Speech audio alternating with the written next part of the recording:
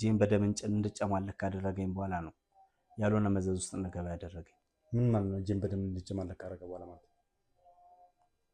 አንዲት ምስኪን ውጭ ሀገር ሰርታ የመጣች ልጅ እሷ ላይ እጄን አንስቼ እንድገላት አድርጎኛል። እሱ አላገባኝም። ምን አይነት ልጅ ነች? እየተናገርኩ አንዴ ወንድሜ እኮ ምንድነው ማለት ምን አይነት ልጅ ነች እንድገላት ያደረገ? ለምንድን ነው የገደልካት? የዛን ቀን በመጠጥ ተገፋፍቼ ነበረ። አበበ የሆነ ገንዘብ ሰጠኝ።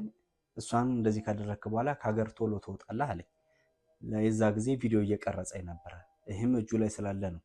ከዛ በኋላ የተለያዩ ስራዎች እንድሰራ ቪዲዮን እያስፈራራ። ስለዚህ አንተ ከሀገር ትወጣለህ ብሎ ስላዘዘ እቺ ልጅ መግደል አለበት ብሎ አስገደለህ?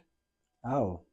ለቤተሰቦችህ ደህና ነገር ታረጋለህ፣ ገንዘብ ሰጣለሁ፣ ዳይሬክት ከሀገር እንድትወጣ አረጋለሁ። ታዲያ ስለ ገንዘብ ብለህ ልጅቷን ገደልካት? አረ ወንድሜ፣ አረ ለገንዘብ ብለህ ገደልካት? አረ ወንድሜ እያስጨነቀኝ ነው እኮ። እያስጨነቀኝ ነው። እቺ የገደልካት ልጅ አንደኛ ማን ነች? ሁለተኛ ምን አድርጋ ነው እንድገላት የፈለገው? ንገረኝ።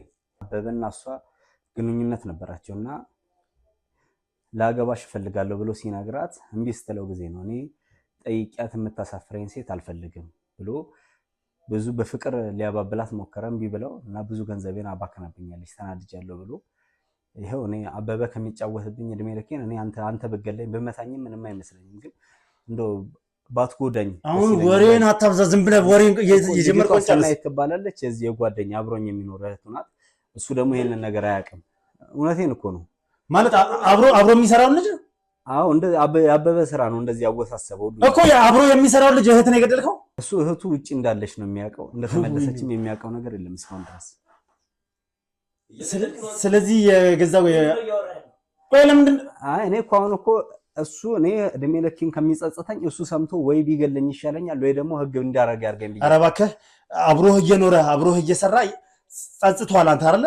ኧረ ሁልጊዜ ነው እኔ መሰለኝ። እና ከተጸጸተ ለምንድን ያልተናገርከው? ለምንድን ነው እጅ ላይ ያጋሳላ ሳልፈልስተው እየደወለ